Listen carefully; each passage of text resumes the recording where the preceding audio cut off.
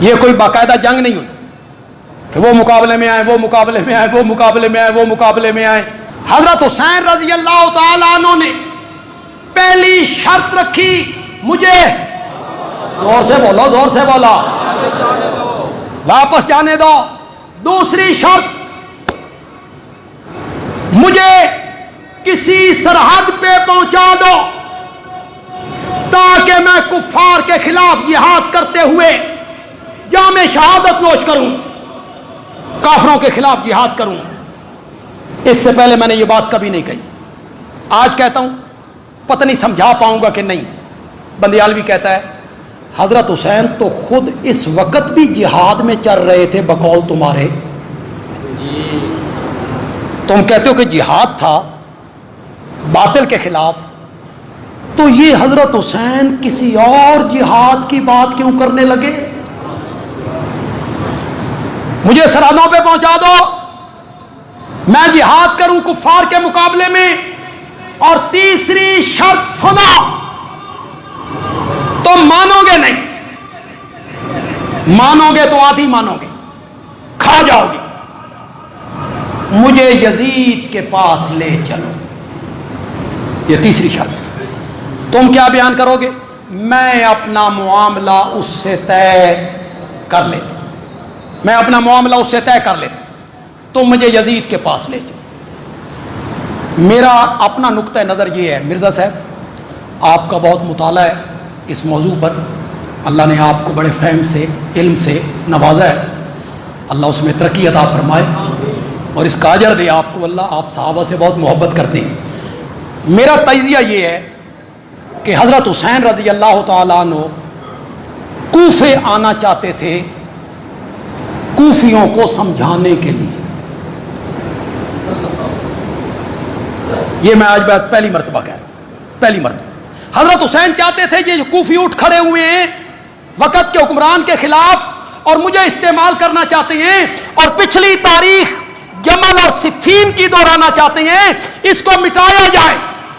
حضرت حسین کوفے آ کے کوفیوں کو سمجھانا چاہتے تھے کہ تم جو قدم اٹھا رہے ہو یہ قدم صحیح۔ اب حضرت حسین کا دامن کیا ہو گیا؟ حکومت کے خلاف بھی نہیں آ رہے،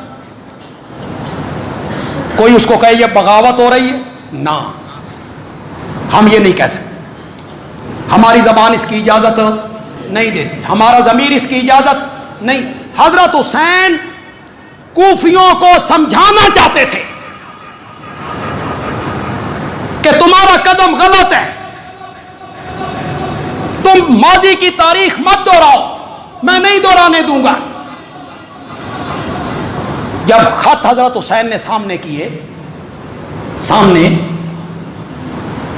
اور یہ تیسری شرط مانی گئی اور حضرت حسین نے کوفے کا راستہ چھوڑا اور کس راستے پہ چلے؟ دمشق۔ دمشق آج بھی بندیالوی کہتا ہے، بندیالوی کہتا ہے عقل استعمال کرو، خدا کے لیے سوچو، آنکھیں بند نہ کرو۔ مکے سے کوفے جائیں، راستے میں کربلا نہیں آتا، نہیں آتا۔ مکے سے دمشق جائیں تو راستے میں کیا آتا ہے؟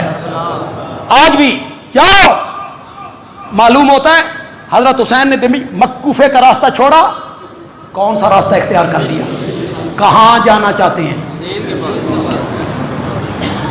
تیسری شرط مانی گئی ہے، جا رہے ہیں۔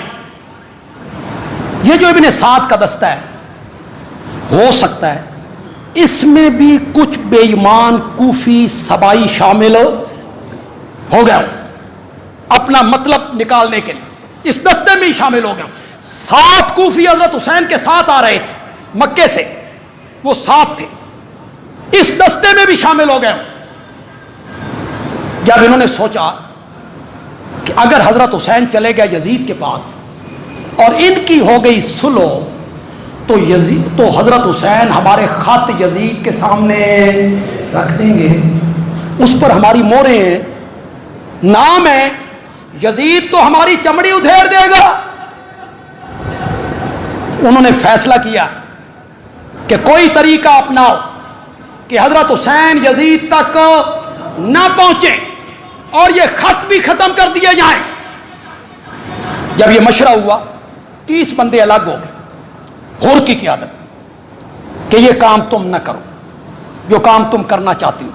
لیکن انہوں نے جو ابن سعد کے دستے میں کچھ کوفی سبائی یہودی چھپے ہوئے تھے اور وہ 60 کوفی جو ساتھ آ رہے تھے، انہوں نے یکبارگی حملہ کیا اور حضرت حسین اور ان کے ساتھ دوسرے ساتھیوں کو کیا کر دیا؟ شہید کر دیا۔ یہ کوئی باقاعدہ جنگ نہیں ہوئی کہ وہ مقابلے میں آئے، وہ مقابلے میں آئے، وہ مقابلے میں آئے، وہ مقابلے میں آئے۔ آج یہ ہوتا ہے خیمے میں یہ بات ہو رہی تھی اور جناب زینب نے یوں کہا، ام کلثوم نے یوں کہا، علی اکبر نے یوں کہا، علی اصغر نے یوں کہا، انہیں پانی مانگا، انہوں نے پانی اس سے مانگا، عباس گھوڑے پہ چڑھے اور مشکیزیں، واہ تین کس دسیا؟ کون ہے راوی؟ پہلے شاید یہ بات کہی ہو، نہیں تو آج سنو کربلا کا واقعہ، یہ سارا واقعہ، اس پر جو سب سے پہلی کتاب لکھی گئی اس کا نام ہے مقتل، مقتل حسین۔ کیا نام ہے؟ کس نے لکھی؟ لوط ابن یحییٰ ابو مخنف، اس نے لکھی۔ یہ چشمدید ہے، یہ کربلا میں تھا۔ یہ 171 ہجری میں مرا ہے، اس کی موت کب ہوئی ہے؟ 100، اور کربلا کب ہوئی؟ 61۔ کربلا کے 110 سال بعد اس کی موت واقع ہوئی۔ اس کا مطلب یہ اس وقت پیدا بھی نہیں ہوا تھا، اس کی عمر 70 سال 80 سال بھی مان لی جائے تو یہ کربلا کے 20-30 سال بعد پیدا ہوا، اور یہ لکھتا ہے یوں ہوا تھا، یوں ہوا تھا، یوں ہوا تھا، یوں ہوا تھا۔ یہ لوط ابن یحییٰ لکھتا ہے۔ اور سنو، اگر تم اہل علم لوگوں تحقیق کی کوئی قدر کرنا جانتے ہو، اندھا دھند تقلید کا میں ذمہ دار نہیں ہوں، اندھا دھند تقلید کرتے چلے جاؤ، تحقیق کے میدان میں آؤ۔ تمام محدثین نے لوط ابن یحییٰ کے متعلق لکھا فَهُوَ كَذَّابٌ۔ کون تھا؟ شیعی، جلا بھنا، کیا لفظ ہیں جی؟ جلا بھنا۔ تمام محدثین نے لوط ابن یحییٰ کے متعلق لکھا، یہ سب اس کی روایتیں ہیں۔ طبری نے لی، طبری کہتا ہے لوط ابن یحییٰ یوں کہتا ہے، طبری نے لے لی۔ البدایہ والنہایہ میں علامہ ابن کثیر نے ساری باتیں لکھی، لکھ کے آخر میں کہتے ہیں دل تے نہیں مندا، طبری نہ لکھتا تو میں بھی۔ یہ تاریخ ہے جی۔ ان کا ماخذ کون ہے؟ لوط ابن یحییٰ۔ کربلا کو سب سے پہلے کس نے بیان کیا؟ زور سے بولو، زور سے بولو۔ کربلا کے واقعات کو سب سے پہلا بیان کرنے والا کون ہے؟